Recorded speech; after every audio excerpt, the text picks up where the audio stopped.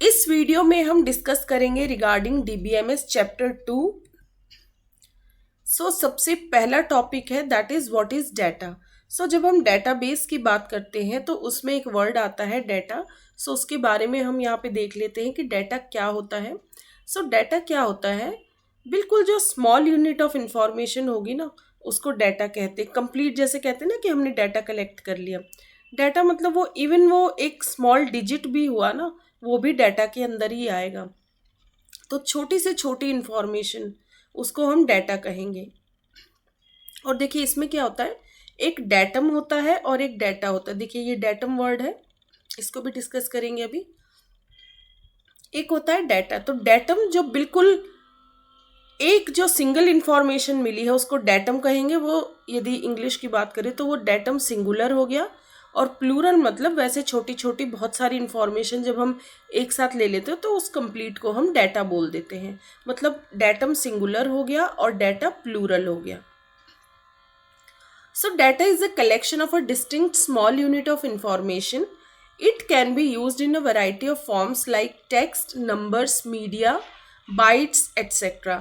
ये डाटा किसी भी फॉर्म में हो सकता है, किसी टेक्स्ट के फॉर्म में हो सकता है, नंबर्स हो सकते हैं, कोई मीडिया के फॉर्म में हो सकता है या बाइट्स के फॉर्म में। और इसको कैसे स्टोर कर सकते हैं, या तो फिजिकली पीस ऑफ पेपर में या फिर कोई इलेक्ट्रॉनिक मीडिया के थ्रू, इलेक्ट्रॉनिक मेमोरी मतलब कंप्यूटर में डिजिटल फॉर्म में इसको सेव कर सकते हैं, या फिर और भी मीडियम से इसको सेव करने के। It can be stored in pieces of paper or electronic memory etcetera. Now second point है कि ये जो वर्ड डाटा है ये आया कहाँ से है। Word data is originated from the word datum, that means single piece of information. It is plural of the word datum. ये डाटा वर्ड ही डेटम से आया है।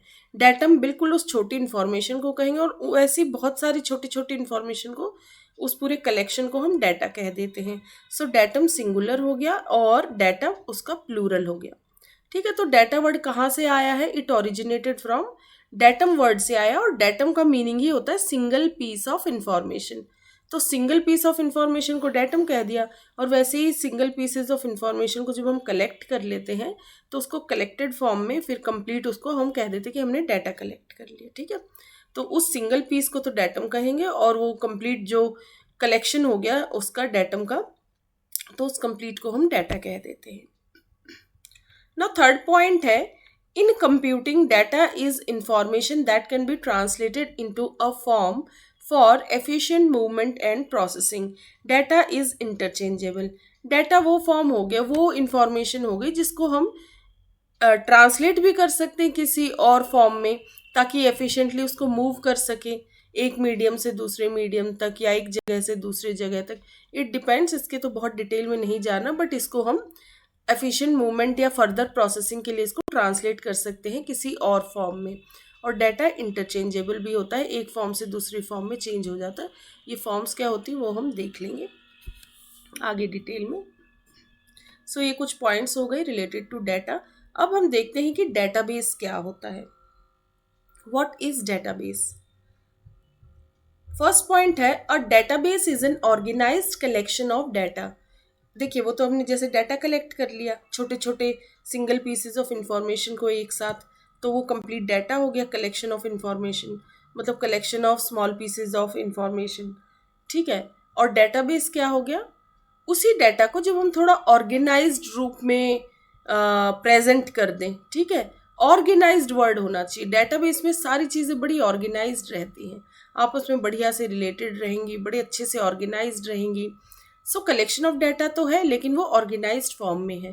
A database is an organised collection of data so that it can be easily accessed and managed. उसको इतना organised किया जाता है कि बाद में उसको एक्सेस करना चाहें हम, मतलब कुछ चाहिए हमें देखना है तो इजीली हमको वो इंफॉर्मेशन मिल जाएगी वहाँ से, और इस डेटाबेस को इजीली मैनेज भी किया जा सकता है क्योंकि सारी चीज़ें ऑर्गेनाइज्ड फॉर्म में होती है इसमें। सेकेंड पॉइंट है, you can organize data into tables, rows, columns and index it to make it easier to find relevant information. इसमें हम डाटा को इजीली किस फॉर्म में ऑर्गेनाइज कर सकते हैं, टेबुलर फॉर्म में। रोज कॉलम्स के फॉर्म में कर सकते हैं और एक इंडेक्सिंग दे सकते हैं जिससे रेलिवेंट इन्फॉर्मेशन इजीली मिल सकती है। जैसे स्टूडेंट्स है, सपोज उनको रोल नंबर प्रोवाइड कर दिए जाते हैं, तो पूरा स्टूडेंट का नाम ना लेके क्या कह सकते हैं कि रोल नंबर 12 या रोल नंबर 16। डायरेक्ट आप उसी को इंडेक्स मान लीजिए एक तरीके से, रोल नंबर को मैं एक एग्जांपल दे रही हूँ यहाँ पे। तो सीधा आपने रोल कॉल किया और वो इंफॉर्मेशन स्टूडेंट की आपको मिल गई कंप्लीट। तो ऐसे ही इंडेक्सिंग कर सकते हैं कि बस इंडेक्स नंबर आप देंगे और वो पर्टिकुलर इंफॉर्मेशन आपको मिल जाएगी। Next है database handlers create a database in such a way that only one set of software program provides access of data to all the users. Database handlers होते हैं, ये भी एक टाइप की मतलब DBMS का ही पार्ट है, सॉफ्टवेयर ही है ये भी, ठीक है। डेटाबेस हैंडलर्स होते हैं, वो डेटाबेस को इस तरीके से क्रिएट करते हैं कि एक ही सेट ऑफ सॉफ्टवेयर प्रोग्राम सारे डाटा को मतलब मैनेज भी करता है और बहुत सारे यूजर्स जो उस डाटा को एक्सेस करना चाह रहे हैं तो वो एक ही प्रोग्राम प्रोवाइड कर देता है, ठीक है। तो कंप्लीट जो जैसे डीबीएमएस की हम बात करें, एक ही सॉफ्टवेयर होता है ये, ठीक है। इसी में जो डेटाबेस है, डीबीएमएस हो गया जो डेटाबेस को मैनेज करता है, उस सॉफ्टवेयर को हम डीबीएमएस कह देते हैं। तो डेटाबेस एक कंप्लीट, सपोज ये डेटाबेस हो गया, इसको मैनेज कौन कर रहा है, डीबीएमएस। तो एक ही डेटाबेस को मल्टीपल यूजर्स एक्सेस कर पाते हैं, इसी को एक्सेस कर रहे हैं अलग अलग यूजर्स। और यूजर्स इधर कौन होंगे, हर कोई नहीं होता है, जो ऑथराइज्ड पीपल है जो इस डेटाबेस को एक्सेस कर सकते हैं, ठीक है। तो वो यदि कोई इन्फॉर्मेशन जानना चाह रहे तो वो इजीली यूजर्स ऐसे एक्सेस कर सकते हैं इस डेटाबेस को। सो एक ही सॉफ्टवेयर प्रोग्राम इस डेटाबेस को मैनेज कर रहा होता है। सो वो डेटाबेस हैंडलर्स की मदद से ये डेटाबेस क्रिएट होता है और एक ही सॉफ्टवेयर प्रोग्राम के थ्रू सारे यूजर्स इस डाटा को, सेम डेटाबेस को एक्सेस कर सकते हैं। उसमें किसकी मदद ली जाती है, डेटाबेस हैंडलर्स की। Database handlers create a database in such a way that only one set of software program provides access of data to all the users. Now last point देखते हैं। The main purpose of the database is to operate a large amount of information by storing, retrieving and managing data. ये large amount of information को manage कर रहा होता है और इसमें क्या क्या ऑपरेशंस परफॉर्म हो सकते हैं बेसिकली उस डाटा पे, उस डाटा को स्टोर करने का काम, फिर रिट्रीवल मतलब जब कोई इन्फॉर्मेशन चाहिए तो उसको निकालना, रिट्रीव का मतलब होता है निकालना। तो उस डेटाबेस में यदि कोई चीज़ स्टोर है तो डेफिनेटली कभी कोई जानकारी चाहिए तो निकालनी भी पड़ेगी, तो उसको रिट्रीव किया जा सकता है और मतलब डाटा को, फिर डाटा को कंप्लीट मैनेज किया जाता है। कोई अपडेशन करना है, उसमें नया डाटा डालना है सपोज़, या फिर कोई पुराना डाटा डिलीट करना है, या कोई डाटा है जो अपडेट करना है मतलब उसमें कुछ चेंजेस करने। सो हर चीज़ डेटाबेस की ये डीबीएमएस आपको प्रोवाइड कर देता है। सो डेटाबेस सिर्फ डाटा को क्या स्टोर करने का काम नहीं करता है, इसमें स्टोरेज के अलावा रिट्रीवल, मैनेजिंग डाटा, बाकी ऑपरेशंस भी परफॉर्म होते हैं। नाउ नेक्स्ट पॉइंट देखते हैं। There are many dynamic websites on the world wide web nowadays which are handled through databases. Databases की मदद से बहुत सारी ऐसी वेबसाइट्स है आज के ज़माने में, वर्ल्ड वाइड वेब मतलब इंटरनेट की बात हो रही है यहाँ पे। देखिए वेबसाइट्स दो टाइप की होती है, static website and dynamic website. जब कोई वेब पेज आप ओपन करते हैं, किसी किसी में सिर्फ इन्फॉर्मेशन रहती है, आप क्लिक करके यूज़र इंटरेक्ट नहीं कर सकता उसमें। और समटाइम्स कुछ वेबसाइट्स होती हैं डायनेमिक वेबसाइट, सपोज आप कोई फॉर्म फिल कर रहे हैं या फिर कहीं पे आपसे यूज़र नेम, लॉगिन आईडी, ये सब मतलब लॉगिन डिटेल्स मांगी जा रही, तो यूज़र कुछ इन्फॉर्मेशन दे रहा है ना, तो वो इन्फॉर्मेशन, वैसी वेबसाइट्स को डायनेमिक वेबसाइट कहते हैं जिसमें यूज़र इंटरेक्ट कर पा रहा है वेबसाइट के साथ। वो जैसे ही कुछ एंटर करेगा तो वेबसाइट रिटर्न में कुछ इन्फॉर्मेशन देगी, तो वो ऐसी वेबसाइट्स को डायनेमिक वेबसाइट कहते हैं जिसमें यूज़र इंटरेक्ट कर पा रहा है और जिसमें सिर्फ यूज़र पढ़ पा रहा है कि क्या लिखा है उस वेबसाइट में, तो मतलब इंटरेक्ट नहीं कर पा रहा है, तो वो स्टैटिक वेबसाइट्स कहलाती है। बट यहाँ हम बात करें डायनेमिक वेबसाइट्स की, तो इसमें क्या होता है, यूज़र इंटरेक्ट कर पाता है, तो वो जो इन्फॉर्मेशन निकल के आती है, जो भी यूज़र ने सपोज़ अपनी लॉगिन आईडी मतलब जो भी यूज़र आईडी, लॉगिन डिटेल्स जो एंटर की, यूज़र आईडी, पासवर्ड, और फिर कुछ ओपन होके आया, तो वो कहाँ से ओपन करता है, ऐसी चीज़ें हमेशा, ऐसी वेबसाइट्स कुछ डेटाबेसेस से कनेक्टेड रहती। वो जो कंप्लीट डाटा खुल के आ रहा है वो वेबसाइट उस डेटाबेस से दे रही है, ठीक है। तो डायनेमिक वेबसाइट ज़्यादातर कहाँ किससे कनेक्टेड रहती हैं, डेटाबेस के through. So there are many dynamic websites on the world wide web nowadays. इन डायनेमिक वेबसाइट्स को कौन हैंडल कर रहा होता है, बैकग्राउंड में कौन किससे कनेक्टेड रहती हैं, ये डेटाबेस से। For example a model that checks the availability of rooms in a hotel. किसी होटल में यदि अवेलेबिलिटी ऑफ रूम्स देखनी है, या फिर आप रेल बुकिंग या इन सब में देखते हैं कि कितनी सीट्स अवेलेबल हैं नहीं हैं, तो ये सब डायनेमिक वेबसाइट्स होती हैं। बट यहाँ पे सपोज़ इस एग्जांपल की बात करें तो सपोज़ किसी होटल में रूम बुक करना है तो अवेलेबिलिटी आप देखेंगे, तो ये जो मॉडल है it is based on this dynamic website he work कर रही होती है उसमें, और वो डेफिनेटली डेटाबेस से कनेक्टेड रहता है। It is an example of a dynamic website that usage a database. वो डेटाबेस बताता रहता है कि भाई कितना वैकेंट है या कौन से रूम फिल हो चुके, टाइम टू टाइम वो डेटाबेस अपडेट होता रहता है according to availability of rooms, और उसी डेटाबेस को देख के फिर वो डायनेमिक वेबसाइट यूज़र को शो करती है कि कौन सा रूम अवेलेबल है या नहीं है। Next is there are many databases available, like बहुत सारे डेटाबेसेस अवेलेबल हैं। तो कुछ मोस्ट इंपॉर्टेंट या पॉपुलर वंस की बात करें तो जैसे MySQL, Sybase, then there is Oracle, MongoDB, Informix, PostgreSQL, SQL server etcetera. ये कुछ इंपॉर्टेंट डेटाबेसेस हो गए। देन मॉडर्न डेटाबेसेस जो हैं उनको मैनेज कौन कर रहा होता है, डीबीएमएस। वो ऐसे ही नहीं है कि डेटाबेस बना के छोड़ दिया, उसको मैनेज भी एक सॉफ्टवेयर कर रहा होता है। उस सॉफ्टवेयर का नाम क्या है, DBMS, Database Management System. So modern databases are managed by the Database Management System. अब देखिए SQL की यहाँ बात कर ले तो SQL जिसका फुल फॉर्म होता है स्ट्रक्चर्ड क्वेरी लैंग्वेज। SQL और structured query language is use to operate on the data stored in a database. एक डेटाबेस में जो डाटा स्टोर्ड है तो किस लैंग्वेज की मदद से उससे हम मतलब डाटा रिट्रीव कर सकते हैं या फिर कम्युनिकेट कर सकते हैं उस डेटाबेस से, तो वो लैंग्वेज होती है स्ट्रक्चर्ड। इसी लैंग्वेज के माध्यम से मतलब कुछ कमांड्स देनी पड़ती डेटाबेस को, उस मदद पे वो जो भी इंफॉर्मेशन यूज़र को चाहिए वो मिल जाती है।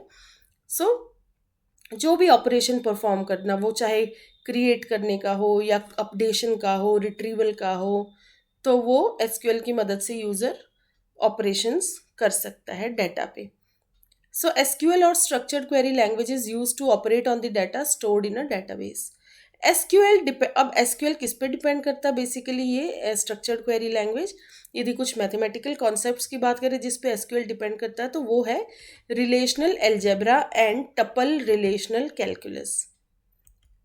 सो SQL depends on relational algebra and tuple relational calculus. Now next point है A cylindrical structure is used to display the image of a database। देखिए हर चीज़ को किसी न किसी इमेज के थ्रू डेपिक्ट किया जाता है, तो इसको डेटाबेस को कैसे इस तरीके से ऐसे सिलेंड्रिकल फॉर्म में इसको डेपिक्ट किया जाता है। आप यदि खुद से भी ड्रॉ करेंगे तो कुछ इस तरीके से आप इसको डेपिक्ट कर सकते हैं, ऐसे ऐसे सर्कल सर्कल से, जैसे एक के ऊपर एक कुछ रखा गया, बट ओवरऑल स्ट्रक्चर ये कैसा दिखेगा, सिलेंड्रिकल फॉर्म। ओवरऑल देखेंगे तो कुछ इस तरीके का सिलेंडर फॉर्म का ये स्ट्रक्चर दिखेगा, ठीक है। ऐसे सिलेंडर बन गया, बीच में आप चाहें तो ऐसे लेयर्स बना दीजिए, जैसे एक के ऊपर एक प्लेट्स रखी गई हैं, और ये कंप्लीट स्ट्रक्चर फिर सिलेंड्रिकल सा दिख रहा है। So a cylindrical structure is use to display the image of a database.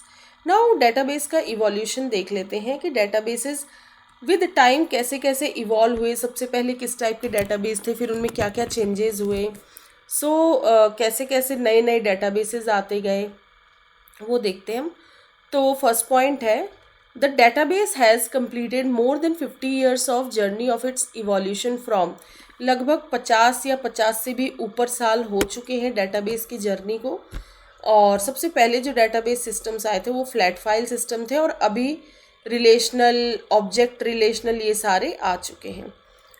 और भी बहुत सारे इन बिटवीन नेटवर्क मॉडल्स हैं, then there are object oriented, बहुत है, वही डिस्कस करेंगे हम।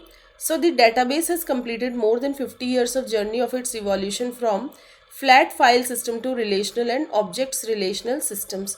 It has gone through several generations, बहुत सारी जनरेशंस क्रॉस हुई हैं। तो देखते हैं इवोल्यूशन। सबसे पहले था file based.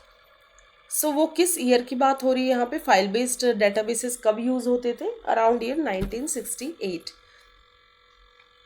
So 1968 was the year when file based database were introduced. File based database कब इंट्रोड्यूस हुए थे? 1968 में. In file based databases data was maintained in a flat file. Data किस में मेंटेन होता था? फ्लैट फाइल में. Though files have many advantages, there are several limitations. Files के बहुत सारे एडवांटेजेस होते हैं तो बहुत लिमिटेशंस भी है, मतलब डेफिनेटली कुछ कमियां भी हैं उसमें. तभी तो नए नए डेटाबेसेस आई. यदि एक ही डेटाबेस में सारी अच्छाई होती तो फिर नए डेटाबेसेस की रिक्वायरमेंट ही नहीं थी. अकॉर्डिंग टू नीड ही देखा गया कि फाइल बेस में ये कमियां हैं, उसी कमी को ओवरकम करने के लिए नए नए डेटाबेसेस आते चले गए. One of the major advantages is that, इसका एडवांटेज की बात करें, फ़ायदे की, सबसे बड़े फ़ायदे की बात करें तो वो देख लेते हैं. One of the major advantages is that the file system has various access methods. File system में बहुत सारे एक्सेस मेथड्स अवेलेबल थे, मतलब जिस माध्यम से डाटा को हम एक्सेस कर सकते थे, देख सकते थे या उस पर ऑपरेशन परफॉर्म कर सकते थे. हम तो नहीं होंगे, डेफिनेटली तभी के यूज़र्स होंगे. Example sequential, indexed and random. जैसे कुछ एक्सेस मेथड्स की बात करें तो sequential, indexed and random. So one of the major advantages is that the file system has various access methods. Example sequential access method भी था, indexing form में भी था और रैंडमली भी किसी भी डाटा को एक्सेस किया जा सकता था. सिक्वेंशियल मतलब एक ऑर्डर में, इंडेक्स मतलब बस इंडेक्स नंबर देख के डायरेक्टली उस इंडेक्स के थ्रू, रैंडम मतलब किसी भी डाटाबेस को रैंडमली भी देखा जाता था. नेक्स्ट पॉइंट है, it requires extensive programming in a third generation language such as COBOL BASIC. बहुत एक्सटेंसिव प्रोग्रामिंग की रिक्वायरमेंट होती थी यहाँ पे. और किस प्रोग्रामिंग लैंग्वेजेस को यूज़ किया जाता था? थर्ड जनरेशन लैंग्वेजेस को. वो थी कोबोल बेसिक, क्योंकि मोर एडवांस लैंग्वेजेस तो तब तक आई ही नहीं थी. जो उस वक्त फेमस थी लैंग्वेजेस, उन्हीं को यूज़ करके ये.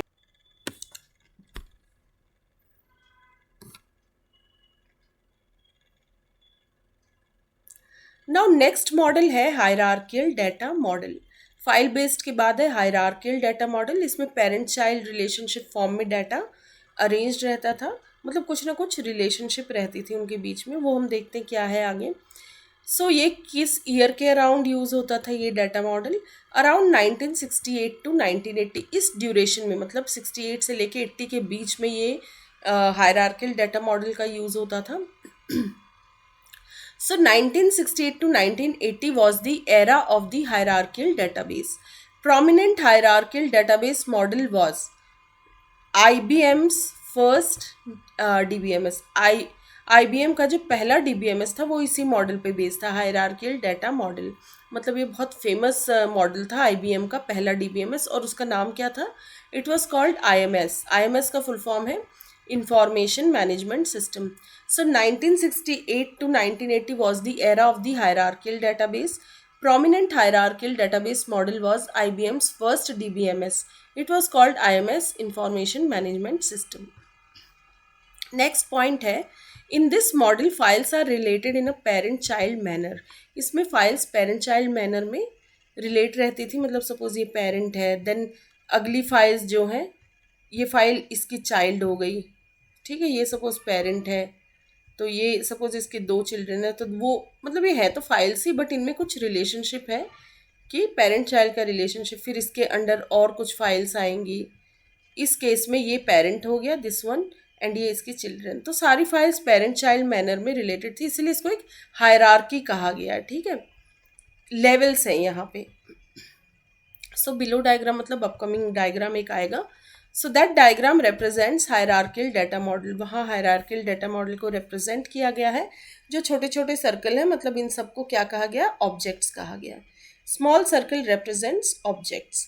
ये ऑब्जेक्ट्स वगैरह जो हैं ये इसके ऑब्जेक्ट ओरिएंटेड कॉन्सेप्ट्स हैं, बट स्टिल यहाँ पे इसको भी ऑब्जेक्ट कहा गया. आप मान के चलिए बस इनको ऑब्जेक्ट्स कहा जाता है. ठीक है, बहुत डेप्थ में इसके नहीं जाना है अभी. Like file system, this model also had some limitations. जैसे फाइल सिस्टम के कुछ लिमिटेशंस थी, कुछ कमियां थी, वैसे ही इसकी भी कुछ कमियां थी हायरार्कियल डाटा मॉडल की. तो वो कमियां क्या थी? Complex implementation. इसको इम्प्लीमेंट करना, मतलब रियल में इसका यूज़ कर पाना, इसको इम्प्लीमेंट कर पाना कठिन था काफ़ी. सो कॉम्प्लेक्स इम्प्लीमेंटेशन था. लैक स्ट्रक्चरल इंडिपेंडेंस, इसमें स्ट्रक्चरल इंडिपेंडेंस नहीं थी। देखिए हर चीज़ कनेक्टेड है ना, तो कुछ भी इंडिपेंडेंट नहीं है, स्ट्रक्चर में इंडिपेंडेंस नहीं है, एक डिपेंडेंसी है हर एक में, फाइल्स में। So can't easily handle a many many relationship etcetera. जो आपने रिलेशनशिप सुनी होंगी, one to many, many to one, तो ये different different kinds of relationships होती हैं, डाटा के बीच में होती हैं, या इधर फाइल्स की बात कर ले, तो मैनी मैनी रिलेशनशिप को ये डाटा मॉडल इजीली हैंडल नहीं कर पाता था। सो ये इसकी कुछ लिमिटेशंस हो गई। सो ये एक इसका डायग्राम देख सकते हैं आप। सपोज ये कंपनी है, एक कंपनी में इसके चाइल्ड के तौर पे हम बात कर लेते हैं कि कुछ यूज़र्स काम करते हैं, उसमें कुछ डिवाइसेस यूज़ हो रहे हैं, कुछ एप्लीकेशंस का यूज़ हो रहा है वहाँ पे। अब यूज़र्स में भी सपोज मार्केटिंग वाले यूज़र्स अलग हो गए, पर्सनल अलग हो गए, या पर्सनल मतलब यहाँ एचआर वगैरह इनकी बात हो रही है। मार्केटिंग टीम के अंदर फिर बाकी कुछ चिल्ड्रेन आएंगी, तो इन सबको गोल गोल को सबको ऑब्जेक्ट्स कहा गया है। ये जो चाइल्ड की फॉर्म में सब जितने भी आपको राउंड दिख रहे हैं, these are all objects. Devices के अंडर कुछ आएगा देन, ठीक है। तो सब में डिपेंडेंसी, एक हायरार्की है पेरेंट चाइल्ड वाली।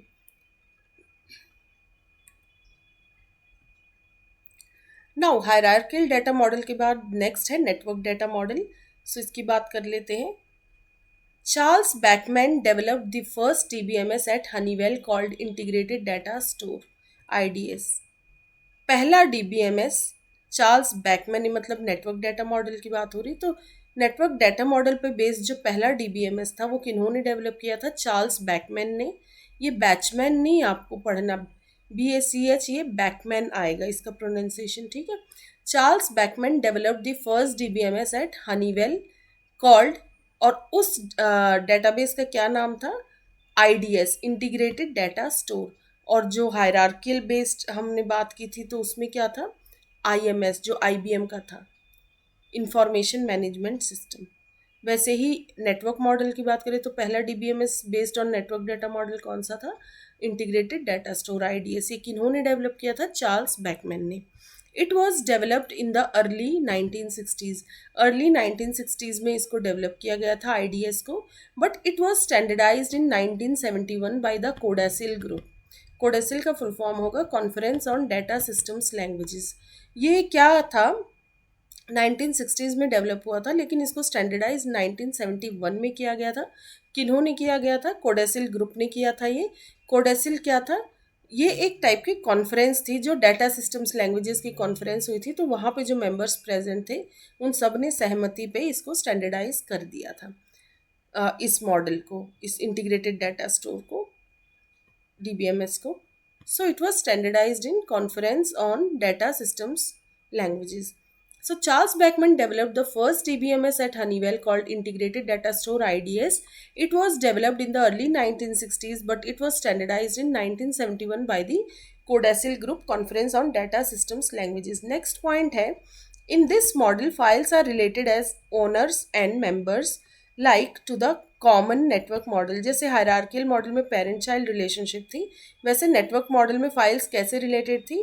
एक फाइल ओनर कहलाएगी और बाकी इसके मेंबर्स, तो ओनर और मेंबर वाली रिलेशनशिप थी इसमें। नेक्स्ट पॉइंट है network data model identified the following components. Network data model में बेसिकली ये कंपोनेंट्स यूज होते थे। एक कहलाता था नेटवर्क स्कीमा, दूसरा सब स्कीमा, और तीसरा डाटा मैनेजमेंट लैंग्वेज, जिसको स्मॉल में DML भी कहेंगे, DML। ये सब हम SQL में भी पढ़ेंगे। सो नेटवर्क स्कीमा क्या है? कंप्लीट डेटाबेस का जो ऑर्गेनाइजेशन था, एक तरीके से स्केलेटन स्ट्रक्चर बोल लीजिए, कंप्लीट स्ट्रक्चर डेटाबेस का, सो वो नेटवर्क स्कीमा कहलाता था। फिर एक यूज़र क्या देखना चाह रहा है उस डेटाबेस से, उसकी क्या व्यू है, तो उस व्यू का जो स्ट्रक्चर होता था उसको सब स्कीमा कहेंगे। था तो वो डेटाबेस का ही व्यू, लेकिन सिर्फ उतना पार्ट दिखेगा जो एक पर्टिकुलर यूज़र को देखना है, और हर यूज़र को अलग अलग देखना है, जिसकी भी जो डिमांड है, तो हर यूज़र का सब स्कीमा भी अलग अलग होगा। सो सब स्कीमा मतलब व्यूज़ ऑफ डेटाबेस पर यूज़र, यूज़र के बेस पे जो डेटाबेस का व्यू आ रहा है। तो डेटाबेस एक यूज़र पूरा डेटाबेस तो नहीं देखना चाहेगा, उसको जो चाहिए वो उतना पोर्शन देखेगा, तो उसके स्ट्रक्चर को कहेंगे सब स्कीमा। DML है data manipulation language, procedural language, ठीक है। तो ये इसकी मदद से डाटा मैनिपुलेट होता था इस लैंग्वेज की मदद से। तो अभी सिर्फ आप इतना याद रखिए कि ये 3 कंपोनेंट्स थे नेटवर्क डाटा मॉडल के। नेटवर्क स्कीमा जो कि कंप्लीट डेटाबेस ऑर्गेनाइजेशन था, मतलब पूरा डेटाबेस को कैसे ऑर्गेनाइज करना, वो कंप्लीट स्ट्रक्चर कौन डिसाइड करता था, नेटवर्क स्कीमा। सब स्कीमा है views of database per user, then data manipulation language procedural. Next point है this model also had some limitations. इस मॉडल के भी कुछ लिमिटेशंस थे, मतलब कुछ कमियां थी, like system complexity and difficult to design and maintain. काफ़ी कॉम्प्लेक्स सिस्टम था ये, और इसको डिज़ाइन और मेंटेन करना भी काफ़ी डिफ़िकल्ट था। So this model also had some limitations like system complexity and difficult to design and maintain. Now जो मोस्ट फेमस है और जिस पे बेस्ड हम आगे के कमिंग वीडियोस या लेक्चर्स में भी मैं इसी पे बेस्ड कॉन्सेप्ट्स एक्सप्लेन करूँगी, जितनी भी चीज़ें हैं वो अब रिलेशनल डेटाबेस से रिलेटेड ही होंगी। तो अब देख लेते हैं, this is most important database as far as आपका जो आगे के कंटेंट भी इसी पे बेस्ड है, कंप्लीट जो डीबीएमएस का हम देखेंगे बेसिकली। सो रिलेशनल डेटाबेस आया। रिलेशनल डेटाबेस आज तक फेमस है, लेकिन ये इसकी शुरुआत अराउंड 1970 हुई थी। So 1972 to present it is the era of relational database, मतलब ये तब से चल रहा है और आज भी मोस्ट फेमस डेटाबेस में से है। सो 1972 present it is the era of relational database and database management. In 1970 the relational model was proposed by E.F. Code. ये किन्होंने प्रपोज किया था 1970 में, ये रिलेशनल मॉडल। इस मॉडल पे ही बेस्ड रिलेशनल डेटाबेस है। सो नेक्स्ट पॉइंट देखते हैं, relational database model has two main terminologies called instance and schema. Relational database model के दो मेन टर्मिनोलॉजी हम देखेंगे, वो है इंस्टेंस और स्कीमा। इंस्टेंस किसी भी एक पर्टिकुलर टेबल को कहते हैं। देखिए, instance is a table with rows and columns. देखिए, रिलेशनल डेटाबेस में सारी चीज़ें टेबुलर फॉर्म में स्टोर होती हैं। ठीक है, सपोज ये एक टेबल हो गया, तो ये कंप्लीट एक टेबल क्या कहलाएगा, इंस्टेंस। इसमें पूरी रोज है, डाटा इंसर्टेड है, ये पूरी रोज और ये कॉलम्स हो गए, तो इस एक को इंस्टेंस कहेंगे। और स्कीमा क्या होता है, कंप्लीट जो डेटाबेस का स्ट्रक्चर है कि कितने टेबल रहेंगे, उनमें क्या कितनी कॉलम्स होंगी, कितनी रोज होंगी, उन कॉलम्स का क्या नाम रहेगा, वो सारी चीज़ें। तो कंप्लीट डेटाबेस के स्ट्रक्चर को उसको स्कीमा कहेंगे। इंस्टेंस सिर्फ एक टेबल को इंस्टेंस कहा गया है, एक पर्टिकुलर टेबल जो उसमें यूज़ हो रहा है, तो उस एक टेबल को इंस्टेंस कहा गया है। The instance is a table with rows और कॉलम्स। और स्कीमा क्या होता है, schema specifies the structure like name of the relation. इस टेबल का नाम क्या होगा, सपोज एम्प्लॉय है, बट ये कौन डिसाइड करता है, स्कीमा ही डिसाइड करता है कि कितने टेबल्स होंगे, उन टेबल्स का क्या नाम होगा उनमें। ठीक है, ये सपोज एम्प्लॉय टेबल है, एंड दूसरा कस्टमर या क्लाइंट करके कर लीजिए। ठीक है, कुछ भी टेबल्स, कितने टेबल्स होंगे, उनके नाम क्या होंगे, तो कंप्लीट स्ट्रक्चर जो स्पेसिफाई करता है वो स्कीमा करता है। So schema specifies the structure like name of the relation. Relation word यहाँ टेबल के लिए यूज हो रहा है। ठीक है, रिलेशनल डेटाबेस में इन टेबल्स को एक पर्टिकुलर को इंस्टेंस भी बोलते हैं, और बेसिकली इनको टेबल वर्ड बार बार ना बोल के इसको रिलेशन वर्ड कहा गया है, और इसी से रिलेशनल डेटाबेस टर्म आया है। ठीक है, क्योंकि ये टेबल्स आपस में रिलेटेड भी हैं, तो इन एक टेबल को क्या कह दिया गया है, relation. So schema specifies the structure like name of the relation, मतलब एक इस टेबल का क्या नाम रहेगा। Type of each column, and column किस टाइप का रहेगा, उस कॉलम का नेम क्या होगा। ठीक है, सो ये हो गया instance and schema. Now next point है, this model uses some mathematical concept like set theory and predicate logic. ये मॉडल किस मैथमेटिकल कॉन्सेप्ट का यूज़ करता है, जैसे सेट थ्योरी का और प्रेडिकेट लॉजिक का। नेक्स्ट है, the first internet database application had been created in 1995। 1995 में पहला इंटरनेट डेटाबेस एप्लीकेशन क्रिएट हुआ था। During the era of the relational database, many more models had been introduced like जैसे object oriented model, object relational model. देखिए, relational तो रहा ही है, बट इन बिटवीन एज पर रिक्वायरमेंट नए नए कुछ मॉडल्स भी आए हैं इसी ड्यूरेशन में। जैसे ऑब्जेक्ट ओरिएंटेड मॉडल आया है, क्योंकि ऑब्जेक्ट ओरिएंटेड कॉन्सेप्ट्स भी ट्रेंड में रहे हैं इस ड्यूरेशन में।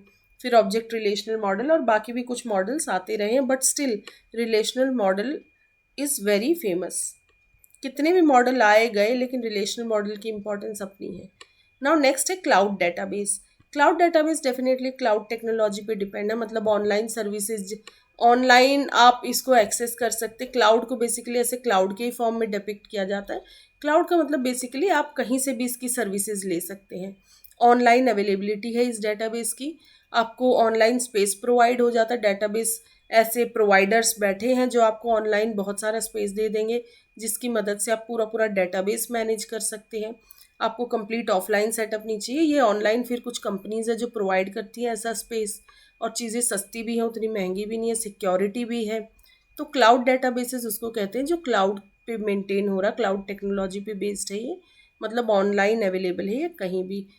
है तो नॉर्मल डेटाबेस ही, लेकिन ये कैसे भी कहीं से भी आप इसको एक्सेस कर सकते हैं।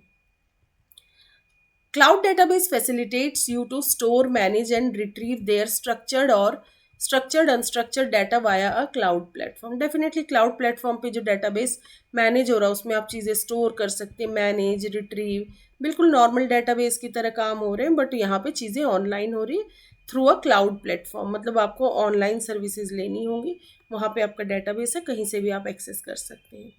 This data is accessible over the internet, आपके पास इंटरनेट कनेक्शन होना चाहिए, एंड जहाँ से आप क्लाउड सर्विस ले रहे हैं तो कुछ चार्जेस पे करने होते हैं। कुछ कंपनीज हैं जो ये सर्विसेज प्रोवाइड करती हैं, तो ये कुछ डेटाबेसेस हैं क्लाउड डेटाबेसेस।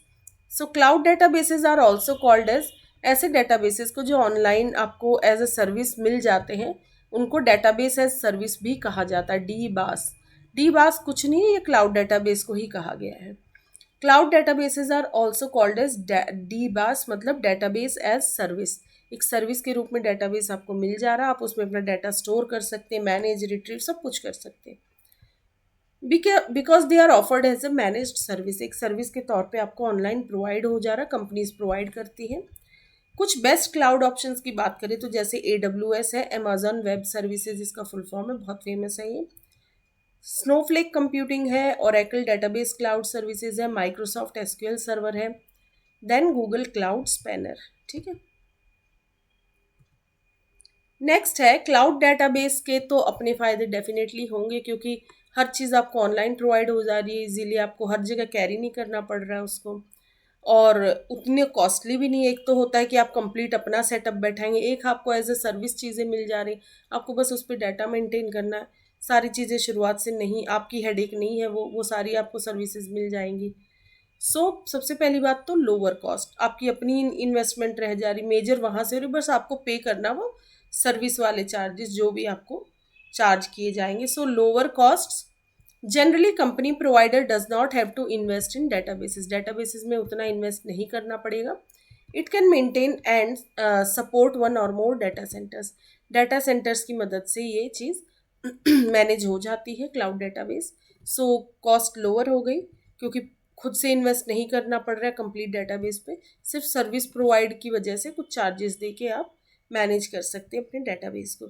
ऑटोमेटेड है, cloud databases are enriched with a variety of automated processes, इसमें ऑटोमेटिक प्रोसेसेस जो है वो प्रोवाइड हो जाती हैं, जैसे recovery, fail over and auto scaling हम बाद में देखेंगे, बट रिकवरी तो जनरली जैसे कुछ फेलियर हो गया तो डाटा रिकवर हो जाएगा। फेल ओवर मतलब एकदम से कंप्लीट डाटा फेलियर वो नहीं होगा, उससे बचने के कुछ प्रोसेसेस हैं। ऑटो स्केलिंग से रिलेटेड कुछ ऑटोमेटेड प्रोसेसेस हैं। ठीक है, तो कुछ automated processes cloud database provide करता है। Cloud databases are enriched with a variety of automated processes such as recovery, failover and auto scaling. Then increased accessibility, इसको कहीं से भी आप एक्सेस कर सकते हैं from any location anytime, मतलब anywhere anytime. You can access your cloud-based database from any location anytime. All you need is just an internet connection. एक इंटरनेट कनेक्शन की ज़रूरत होगी आपको बस। क्या क्या हो गया एडवांटेजेस में, lower cost, automated, increased accessibility. अब बात कर लेते हैं, क्लाउड डेटाबेस हो गया, अब इसके बाद नेक्स्ट है no SQL database. No SQL database देख लेते हैं क्या है। A no SQL database is an approach to design such databases that can accommodate a wide variety of data models. बहुत सारे डाटा मॉडल्स को यदि different different variety of data models को एक साथ हमें यूज़ करना है, एकोमोडेट करवाना है, तो उसके लिए एक ऐसा डेटाबेस चाहिए जो सिर्फ एसक्यूएल पे नहीं डिपेंड होके औरों को भी सपोर्ट कर सके, तो उसका नाम है नो एसक्यूएल डेटाबेस। इसकी मदद से हम डिफरेंट डाटा मॉडल्स को एकोमोडेट कर सकते हैं एज पर रिक्वायरमेंट। कई बार रिक्वायरमेंट ऐसी होती है कि भाई हर चीज़ टेबुलर फॉर्म में नहीं चाहिए, कुछ डिफरेंट फॉर्म में भी चाहिए, तो अलग डाटा मॉडल चाहिए उसके लिए, तो according to requirement different different data models को एक साथ यूज़ किया जा सकता है। और नो एसक्यूएल का फुल फॉर्म जो है, so it stands for not only SQL. No SQL का मतलब ये मत समझिएगा कि एसक्यूएल का यूज़ नहीं, नो, इधर है नॉट ओनली एसक्यूएल। सिर्फ एसक्यूएल नहीं है, उसके अलावा भी डिफरेंट डाटा मॉडल्स यूज़ हैं। Structured query language based models को छोड़ के बाकी मॉडल्स भी हैं, मतलब अपार्ट फ्रॉम रिलेशनल डेटाबेसेस बाकी मॉडल्स का भी यूज़ हो रहा है।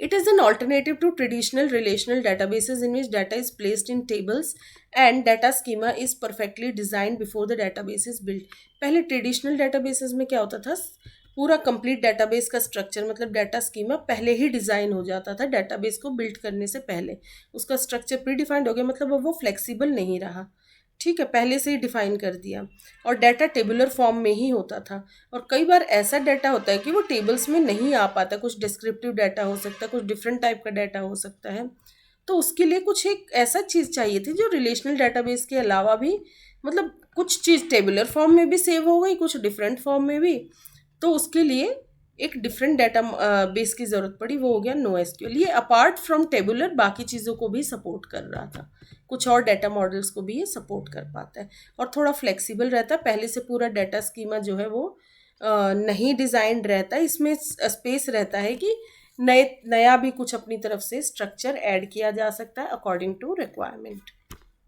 थोड़ा फ्लेक्सिबल अप्रोच था इसमें नो एसक्यूएल डेटाबेस में। सो इसको मैं फिर से रीड कर देती हूँ एक बार। No SQL database, a no SQL database is an approach to design such databases that can accommodate a wide variety of data models.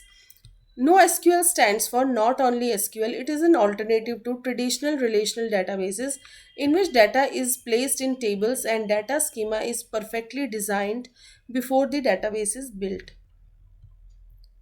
Next point है, no SQL databases are useful for a large set of distributed data. देखिए distributed data होंगे ना, data different form में available है, ज़रूरी नहीं वो tabular form में ही उसको स्टोर कर सके, डिस्क्रिप्टिव फॉर्म में हो सकता है, कुछ ऐसी फॉर्म में हो सकता है कि टेबुलर रिलेशनल फॉर्म में मतलब उसको नहीं हम यूज़ कर सकते, कुछ और फॉर्म चाहिए उसके लिए। तो नो एसक्यूएल डेटाबेसेस कहाँ यूजफुल है, they are useful for a large set of distributed, अलग अलग माध्यम से अलग अलग टाइप का डाटा यदि कलेक्टेड है, डिस्ट्रीब्यूटेड डाटा है, अलग अलग टाइप का डाटा है, तो वहाँ फिर सिर्फ रिलेशनल मॉडल काम नहीं आएगा, कुछ ऐसा डेटाबेस चाहिए जो डिफरेंट डिफरेंट डाटा मॉडल्स को एक्सेप्ट कर सके, एकोमोडेट कर सके, तो वो कौन है, नो एसक्यूएल डेटाबेस। कुछ एग्जाम्पल देख लेते हैं। Some examples of no SQL database system with their category are. अब क्योंकि no SQL database different different data models को एकोमोडेट करता है, तो based on those data models अलग अलग टाइप के नो एसक्यूएल डेटाबेसेस है। तो डॉक्यूमेंट बेस्ड कुछ मॉडल्स की बात करते हैं तो उनके एग्जाम्पल हो जाएंगे MongoDB, CouchDB and Cloudant. ये डॉक्यूमेंट बेस्ड हो गए। कुछ की वैल्यू रिलेशनशिप से रिलेटेड इस मॉडल पे बेस्ड जो डेटाबेसेस हैं वो होंगे। की वैल्यू स्टोर की बात करें तो मेमकैस्ट, रेडिस एंड कोहेरेंस, ये हो गए। देन थर्ड है टेबुलर, मतलब वही नॉर्मल आपका रिलेशनल मॉडल की बात करें तो टेबुलर फॉर्म के कुछ फेमस डेटाबेसेस की बात करें तो HBase, बिग टेबल, एक्यूमिलो, ठीक है। So some examples of no SQL database system with their category are, document based है MongoDB, CouchDB, Cloudant, key value store है Memcached, Redis, Coherence, then tabular form में HBase, Bigtable and Accumulo. Now इसके कुछ advantages देख लेते हैं। Advantage of no SQL, first है high scalability. Scalability मतलब जिसको एक्सटेंड, जिसको स्केल बढ़ाया जा सकता है उसका, डेफिनेटली उसको थोड़ा फ्लेक्सिबल है, उसमें नई चीज़ें ऐड की जा सकती हैं। बहुत ज़्यादा वो ये नहीं है कि एक बार जो स्कीमा फिक्स्ड हो गया सो फिक्स हो गया, अकॉर्डिंग टू रिक्वायरमेंट उसको चेंज किया जा सकता है। So no SQL can handle an extensive amount of data because of scalability. और कोई भी नए टाइप का डाटा लाइए आप, डिस्क्रिप्टिव भी होगा, टेबुलर में नहीं होगा, किसी और फॉर्म में हो जाएगा, क्योंकि no SQL different different data models को सपोर्ट करता है। If the data grows, no SQL database scale it to handle that data in an efficient manner. Data का वो भी बढ़ता जा रहा है क्वांटिटी, तो भी नो एसक्यूएल डाटाबेस उसको एफिशिएंट मैनर में हैंडल कर देगा, क्योंकि वो स्केलेबिलिटी को सपोर्ट करता है, ठीक है। उस डाटा को इजीली, नया डाटा वो ले सकता है, एकोमोडेट कर सकता है, अपने अंदर समा सकता है उसको। हाई अवेलेबिलिटी है, क्योंकि अलग अलग टाइप का डाटा अवेलेबल है, तो नो एसक्यूएल की डिमांड भी है। No SQL supports auto replication, इसको ऑटो रेप्लिकेट होता रहता है, ये डाटा अपने आप जो है इसके कॉपीज बनती रहती हैं, ठीक है, तो ये अवेलेबल रहता है। Auto replication makes it highly available because in case of any failure data replicates itself to the previous consistent state. इन फेलियर भी हो गया तो क्योंकि ऑटो रेप्लिकेशन बहुत फास्ट रेप्लिकेट हो रहा है ये, तो ये अब प्रीवियस जो भी कंसिस्टेंट स्टेट थी वो डाटा उस फॉर्म में आपको मिल जाएगा फेलियर होने के बाद भी, क्योंकि ऑटो रेप्लिकेशन होता रहता है, इसमें रेप्लिकेट होता रहता है डाटा, उसकी कॉपीज बनती रहती हैं time to time. So high scalability and high availability are the advantages of no SQL. अब इसके कुछ नुकसान भी देख लेते हैं। Disadvantage of no SQL, open source है। No SQL is an open source database, so there is no reliable standard for no SQL yet. ये ओपन सोर्स है, ओपनली अवेलेबल है, तो इसका कोई रिलायबल भरोसेमंद स्टैंडर्ड नहीं है इसका नो एसक्यूएल का आज तक। देन मैनेजमेंट का चैलेंज है, क्योंकि डाटा डिफरेंट टाइप्स का है तो इसको मैनेज करना थोड़ा डिफिकल्ट होता है। Data management in no SQL is much more complicated than relational databases. Relational मतलब वही टेबुलर फॉर्म में जो रहते हैं। It is very challenging to install and even more hectic to manage daily. इसको इंस्टॉल करना डिफ़िकल्ट रहता है और डेली बेसिस पे इसको मैनेज करना हेक्टिक रहता है। GUI is not available. GUI मतलब ग्राफिकल यूज़र इंटरफेस, मतलब आइकन्स के रूप में बहुत इजीली जो चीज़ें समझ आ जाए, क्योंकि इसमें डिस्क्रिप्टिव फॉर्म में भी अलग अलग टाइप का डाटा है, तो ज़रूरी नहीं है GUI टूल्स अवेलेबल हो सबके लिए। तो जो ग्राफिकल यूज़र बेस्ड टूल्स इसमें नहीं अवेलेबल हैं, so GUI tools for no SQL databases are not easily available in the market. GUI क्या होता है, चीज़ों को थोड़ा ईजी कर देता है, अंडरस्टैंडेबल कर देता है, समझ में चीज़ें जल्दी आती हैं GUI के वजह से, ये चीज़ों को काफ़ी इजी कर देता, बट नो एसक्यूएल डेटाबेस में GUI टूल्स अवेलेबल ही नहीं है। Then backup is a great weak point for no SQL databases. Some databases like MongoDB have no powerful approaches for data backup.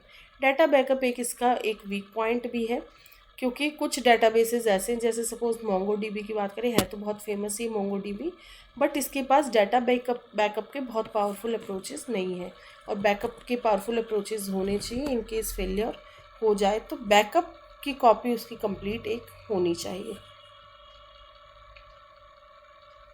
सो ये हमने डिसएडवांटेजेस देख लिए। तो क्या क्या हुआ डिसएडवांटेज ऑफ नो एसक्यूएल में? Open source, management challenge, GUI is not available and backup. Now next is object oriented database, the object oriented databases. अब इसमें ऑब्जेक्ट ओरिएंटेड का कंसेप्ट आ गया। दी object oriented databases contain data in the form of object and classes. ये data object और classes के form में data को save करता था, और ऑब्जेक्ट ओरिएंटेड का मतलब ही होता है, ऑब्जेक्ट ओरिएंटेड जो चीज़ है वो किस चीज़ को सपोर्ट करती है, ऑब्जेक्ट और क्लासेस पे बेस्ड रहती है। तो definitely object oriented databases data को किस फॉर्म में सेव करेंगे? In the form of objects and classes. Objects are the real world entity and types are the collection of objects. ठीक है, ऑब्जेक्ट टाइप्स या क्लासेस को कह लीजिए, डिफरेंट टाइप्स के ऑब्जेक्ट्स को, उस कलेक्शन को क्लास कह देंगे। और ऑब्जेक्ट्स क्या है? किसी भी रियल वर्ल्ड एंटिटी को ऑब्जेक्ट कहा गया है। टाइप्स कह लीजिए, यहाँ पे क्लासेस कह लीजिए, वो क्या कहलाते हैं? इन डिफरेंट टाइप्स के ऑब्जेक्ट्स के कलेक्शन को क्लासेस कहेंगे। N object oriented database is a combination of relational model features with object oriented principles. इसमें है तो रिलेशनल मॉडल का यूज़ हो रहा है, ये relational model plus object oriented principles, इन दोनों कॉन्सेप्ट को कंबाइन करके ये डेटाबेस काम करता है। So an object oriented database is a combination of relational model features with object oriented principles. It is an alternative implementation to that of the relational model. Relational model का ही एक थोड़ा सा alternative यदि चाहिए तो उस ऑब्जेक्ट ओरिएंटेड डेटाबेस, क्योंकि है तो रिलेशनल बट इसमें ऑब्जेक्ट ओरिएंटेड कॉन्सेप्ट्स का भी यूज़ है। So object oriented databases hold the rules of object oriented programming. Object oriented programming के रूल्स को ये सपोर्ट करता है। N object oriented database management system is a hybrid application. ये एक हाइब्रिड एप्लीकेशन, क्योंकि रिलेशनल तो है ही है, प्लस ऑब्जेक्ट ओरिएंटेड को भी कॉन्सेप्ट को या उसको भी रूल्स को भी ये फॉलो कर रहा है। सो ये एक हाइब्रिड एप्लीकेशन हो गया. Then the object oriented database model contains the following properties. ये क्या क्या प्रॉपर्टीज़ कंटेन करता है वो देख लेते हैं. The object oriented database model contains the following properties. क्या क्या? डेफिनेटली इसमें ऑब्जेक्ट ओरिएंटेड प्रोग्रामिंग वाली प्रॉपर्टीज़ होंगी. ऑब्जेक्ट ओरिएंटेड प्रोग्रामिंग प्रॉपर्टीज़ होंगी. ऑब्जेक्ट्स का कॉन्सेप्ट होगा, क्लासेस का, then inheritance, polymorphism and encapsulation. इसको डिटेल में अभी नहीं देखेंगे, वो बाद में देखेंगे. ये ऑब्जेक्ट ओरिएंटेड कॉन्सेप्ट्स हैं, वो है objects, classes, inheritance, polymorphism and encapsulation. और रिलेशनल डेटाबेस की कुछ प्रॉपर्टीज़ है, मतलब ये दोनों को सपोर्ट कर रहा है ना. ऑब्जेक्ट ओरिएंटेड प्रोग्रामिंग प्रॉपर्टीज़ को भी सपोर्ट कर रहा है और रिलेशनल डेटाबेस की प्रॉपर्टीज़ को भी. अब रिलेशनल डेटाबेस की क्या क्या प्रॉपर्टीज़ होती हैं? Atomicity, consistency, integrity, durability, concurrency and query processing. ठीक है, तो फिर से देख लेते हैं क्या क्या है. ऑब्जेक्ट ओरिएंटेड प्रोग्रामिंग प्रॉपर्टीज़ में हो गया objects, classes, inheritance, polymorphism, encapsulation. And relational database properties में atomicity, consistency, integrity, durability, concurrency and query processing.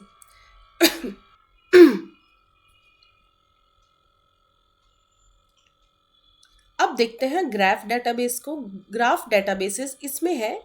A graph database is a no SQL database. ये भी एक टाइप का नो एसक्यूएल डेटाबेस है. It is a graphical representation of data. Data इसमें graphically जो है represent किया जाता है. It contains nodes and edges. कोई भी ग्राफ देखिए जनरली किसको कहते हैं, जैसे कुछ नोड्स होंगे उसमें, जब डाटा नोड्स और एजेस के फॉर्म में कनेक्टेड रहता है तो उसको ग्राफिकल डेटाबेस कह दिया गया है, ग्राफ डेटाबेस. सपोज ये कहलाएंगे नोड्स और इनको जो कनेक्ट करिए तो ये एजेस हो गई. तो डाटा किस फॉर्म में है? नोड्स एंड एजेस के फॉर्म में. तो जब ग्राफिकल फॉर्म में डाटा रिप्रेजेंट हो रहा है तो उसको ग्राफ डेटाबेसेस कह रहे हैं. ये इससे कनेक्ट हो सकता है, किसी का किसी से भी कनेक्शन हो सकता है. So a node represents an entity. इस एक नोड को एंटिटी कहा गया है. And each edge represents a relationship between two edges. Entity और इनमें जो ये जो एज है ये मतलब दो ये किस तरीके से कनेक्ट है, दो नोड्स, दो एंटिटीज़. तो ये एज डिफाइन कर रहा है. ठीक है, एज मतलब इन दोनों के बीच कनेक्शन है कुछ, they are connected. Every node in a graph database represents a unique identifier. हर नोड अपने आप में यूनिकली आइडेंटिफाई किया जा सकता है, मतलब वो अपने आप में यूनिक होता है. सिमिलर सेम सेम नहीं होते, सब अपने आप में अलग अलग हैं. Graph databases are beneficial for searching the relationship between data because they highlight the relationship between relevant data. इसमें यदि डाटा के बीच में क्या रिलेशनशिप है वो सर्च करनी है तो ग्राफ डेटाबेसेस बहुत बेनिफिशियल होते हैं, क्योंकि देखिए एजेस के थ्रू पहले ही पता चल जा रहा है कि कौन कौन सी एंटिटीज़ आपस में रिलेटेड है, कौन कौन सा डाटा उनके बीच में कैसी रिलेशनशिप है, वो कनेक्टेड है भी या नहीं. ठीक है, so graph databases are beneficial for searching the relationship between data because they highlight the relationship between relevant data. Next है graph databases are very useful when the database contains a complex relationship and dynamic schema. जब database में बहुत complex relationship होती है और dynamic schema मतलब उसका structure थोड़ा चेंज होता रहता है according to requirement. Static schema नहीं, मतलब एकदम से फिक्स्ड नहीं है. स्कीमा मतलब ओवरऑल स्ट्रक्चर ऑफ डेटाबेस. वो डायनामिक है, मतलब वो चेंज हो सकता है विद टाइम, थोड़ा बहुत उसमें चेंजेस किए जा सकते हैं. तो जब रिलेशनशिप कॉम्प्लेक्स होती है बिटवीन डाटा और फिर डायनेमिक स्कीमा के कॉन्सेप्ट के टाइम, उस टाइम ये डेटाबेस यूजफुल रहता है. Graph databases are very useful when the database contains a complex relationship and dynamic schema. Then it is mostly used in supply chain management, identifying the source of IP telephony. सो ये supply chain management के case में mostly use होती है. IP telephony का source identify करने में ये database help करता है. सपोज ये एक देखते हैं, कंपनी है, मैनेजर वर्क कर रहा है, ये एम्प्लॉय है और ये सिटी है. ये एक डायग्राम हो गया. ठीक है, ग्राफ डेटाबेस का. ये एंटिटीज़ हो गई, ये इसमें रिलेशनशिप हो गया, ये एजेस हो गई. ठीक है, ये कंपनी है, ये किसी सिटी में है, तो एज के ऊपर क्या रिलेशन है? Located in city. और ये एम्प्लॉय मैनेजर है, एज अ मैनेजर वर्क कर रहा है कंपनी में, तो मैनेजर हो गया. तो एंटिटीज़ में क्या रिलेशन है वो भी डिफाइन हो गया. अब DBMS, नॉर्मल DBMS देख लेते हैं क्या है. Database management system, DBMS. Database management system is a software. अभी तो हमने डिफरेंट डिफरेंट टाइप के डाटा मॉडल्स, डेटाबेस मॉडल्स देख लिए। अब डेटाबेस मैनेजमेंट सिस्टम क्या होता है? ये भी एक सॉफ्टवेयर होता है जो डेटाबेस को मैनेज करने के लिए काम आता है। डेटाबेस मैनेजमेंट सिस्टम या डीबीएमएस कह लीजिए। This is software which is use to store and retrieve the database. इसमें मतलब डेटाबेस में सारी चीज़ें स्टोर करना, फिर उससे डाटा को रिट्रीव करना, वो सारी चीज़ें, सारी मैनेजमेंट किसके थ्रू होगी? डेटाबेस मैनेजमेंट सिस्टम के थ्रू। फॉर एग्जाम्पल कुछ डीबीएमएस की बात करें तो वो ओरेकल हो गया, माई एसक्यूएल एटसेट्रा, ये बहुत फेमस है दोनों। These are some popular DBMS tools. DBMS provides the interface to perform the various operations like creation, deletion, modification. ये पूरा प्लेटफॉर्म प्रोवाइड करता है एक इंटरफेस की तरह, ताकि डिफरेंट डिफरेंट ऑपरेशंस डेटाबेस पे परफॉर्म हो सके। जैसे डेटाबेस को डिफरेंट टेबल्स क्रिएट करने का, फिर क्या क्या कुछ डिलीट करना है, मॉडिफाई करना है, कुछ अपडेट करना है, ये सारे ऑपरेशंस परफॉर्म किए जा सकते हैं डीबीएमएस की मदद से। DBMS allows the user to create their databases as per their requirement. User अपनी रिक्वायरमेंट के अकॉर्डिंग अपना डेटाबेस क्रिएट कर सकता है इसमें। DBMS accepts the request from the application and provides specific data through the operating system. किसी application के through वो रिक्वेस्ट एक्सेप्ट करेगा और जो भी स्पेसिफिक डाटा चाहिए वो थ्रू ऑपरेटिंग सिस्टम की मदद से वो DBMS प्रोवाइड कर देता है उस डाटा को, जो भी यूज़र को डाटा चाहिए। DBMS contains the group of programs which acts according to the user instruction. कुछ प्रोग्राम्स DBMS में ऐसे होते हैं, कुछ ग्रुप ऑफ प्रोग्राम्स जो एक्ट ही किसके अकॉर्डिंग करते हैं कि यूज़र क्या इंस्ट्रक्शन दे रहा है उस पर बेस, तो यूज़र कैसे इजीली इंटरेक्ट कर सकता है कंप्लीट डेटाबेस से, तो डीबीएमएस वो प्रोग्राम्स भी प्रोवाइड करता है। और डीबीएमएस का काम है डेटाबेस को पूरी सिक्योरिटी प्रोवाइड करने का। It provide security to the database. तो सिक्योरिटी का काम भी कौन देख रहा होता है? डीबीएमएस। तो क्योंकि मैनेजमेंट वर्ड आ गया तो पूरे डेटाबेस को कंप्लीट कौन मैनेज कर रहा होता है? Database management system, DBMS. ये सॉफ्टवेयर है, इसके थ्रू ही मैनेजमेंट होती है कंप्लीट डेटाबेस की। अब एडवांटेज देख लेते हैं डेटाबेस के। डीबीएमएस के एडवांटेज क्या है? एडवांटेज है it controls redundancy. It stores all the data in a single database file, so it can control data redundancy. एक सिंगल लोकेशन पे ही, सिंगल फाइल में ही कंप्लीट डेटाबेस हो जाता है, तो रेडंडेंट डाटा नहीं रहता है कि 10 जगह बिखरा हुआ डाटा नहीं रहेगा, एक ही जगह सब अच्छे से स्टोर्ड रहेगा, ऑर्गेनाइज्ड फॉर्म में रहेगा। डाटा शेयरिंग हो सकती है इसमें। And authorised user can share the data among multiple users. जो डेफिनेटली डेटाबेस को कौन एक्सेस कर पाएगा? जो यूज़र्स अलाउड है, ऑथराइज्ड यूज़र्स हैं, वो आपस में मल्टीपल यूज़र्स के बीच यूज़र्स डाटा को शेयर भी कर सकते हैं आपस में। बैकअप लिया जा सकता है इसका। It provides backup and recovery subsystem. This recovery system creates automatic data from system failure and restores data if required. तो रिकवरी सब सिस्टम है तो फेलियर भी हो गया तब भी डाटा रिकवर हो जाएगा। मल्टीपल यूज़र इंटरफेसेस ये अलाउ करता है। It provides a different type of user interfaces like जैसे graphical user interface, application interfaces, API, application programming interface कह सकते हैं आप। डिफरेंट डिफरेंट यूज़र इंटरफेसेस ये प्रोवाइड करता है। GUI graphical user interface, then application interface मतलब जैसे आपका एपीआई हो गया, एप्लीकेशन प्रोग्रामिंग इंटरफेस। सो ये हो गए एडवांटेजेस ऑफ डीबीएमएस। इसके कुछ नुकसान देख लेते हैं। डिसएडवांटेज ऑफ डीबीएमएस, नुकसान वही है कि इसका साइज़ बहुत बड़ा रहता है। Size, it occupies large disk space and large memory to run efficiently. काफ़ी डिस्क स्पेस की रिक्वायरमेंट होती है और बहुत लार्ज मेमोरी की रिक्वायरमेंट होती है, तो कॉस्टली भी होगा ये क्योंकि large disk space, large memory की रिक्वायरमेंट है। DBMS requires a high speed data processor, और इसमें काम एफिशिएंटली और फास्ट होने के लिए हाई स्पीड डाटा प्रोसेसर की रिक्वायरमेंट होती है। And larger memory to run DBMS software. DBMS software को रन करने के लिए भी लार्ज डिस्क स्पेस की ज़रूरत होती है, लार्ज मेमोरी की ज़रूरत होती है। सो इन सब की मदद से ये इन सब की वजह से ये कॉस्टली भी हो जाता है, क्योंकि एफिशिएंटली भी रन करना है, फास्ट भी होना चाहिए, एक्यूरेट भी होना चाहिए, तो ये सारी चीज़ें चाहिए होंगी। High speed data processor, large memory चाहिए, सो ये काफ़ी कॉस्टली होता है, कॉम्प्लेक्स भी होता है। Complexity, DBMS creates additional complexity and requirements. DBMS की अपनी एडिशनल कुछ कॉम्प्लेक्सिटी और अपनी कुछ रिक्वायरमेंट्स होती है, so it is complex. RDBMS की बात कर लेते हैं हम, relational database management system. RDBMS, relational database management system. So the word RDBMS is termed as, इसको कहते हैं relational database management system. It is represented as a table that contains, इसमें सारी चीज़ें टेबुलर फॉर्म में होती हैं. टेबल मतलब रोज एंड कॉलम्स के फॉर्म में. ये रोज कहलाती हैं इस तरीके से, और ये ऐसे यदि लेंगे तो these are called as columns.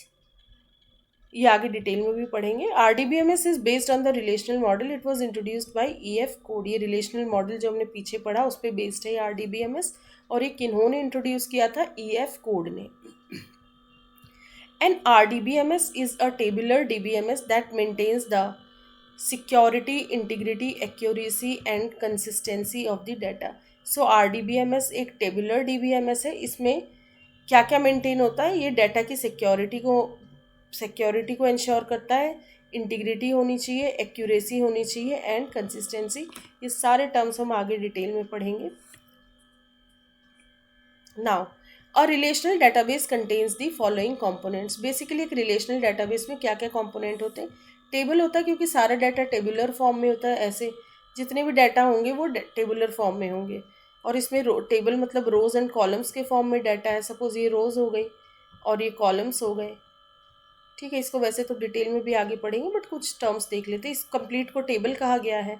Record और टपल हो गया. Then second component record tuple in rows को कहा गया. ये जो रोज है ना, सिंगल रो, इसको एक रिकॉर्ड या टपल कहेंगे ये कंप्लीट को. ठीक है, और जो इस तरीके से दिख रहा है ये, इस एक कंप्लीट को फील्ड या तो फील्ड कहेंगे या कॉलम नेम या एट्रीब्यूट. ठीक है, रो का नाम कंप्लीट, रो का डिफरेंट नेम क्या होगा? रिकॉर्ड या टपल. और कॉलम का दूसरा नाम क्या होता है? फील्ड या एट्रीब्यूट. आगे हम इन टर्म्स को यूज़ करेंगे. देन इंस्टेंस हो गया. इंस्टेंस मतलब यूज़र जो पार्ट देखना चाह रहा है डेटाबेस का, वो एक इंस्टेंस हो गई, या एक पर्टिकुलर टेबल जिसमें जो भी डाटा यूज़र को देखना है. स्कीमा ओवरऑल डेटाबेस के स्ट्रक्चर को स्कीमा कहा जाता है. और कुछ कीज़ होती हैं जिसकी वजह से टेबल कनेक्टेड भी रहते हैं और यूनिकली उनमें रिकॉर्ड्स आइडेंटिफाई भी किए जा सकते हैं. तो ये कॉन्सेप्ट बहुत डिटेल में हम आगे के चैप्टर में देखेंगे, सारे ही कॉन्सेप्ट्स. सो बस आप अभी के लिए आप याद रखिए कि ये कुछ कंपोनेंट्स होते हैं. So a relational database contains the following components: table, record, tuple, field, column name, attribute, instance, schema and keys. So इस वीडियो में इतना ही. Thank you so much.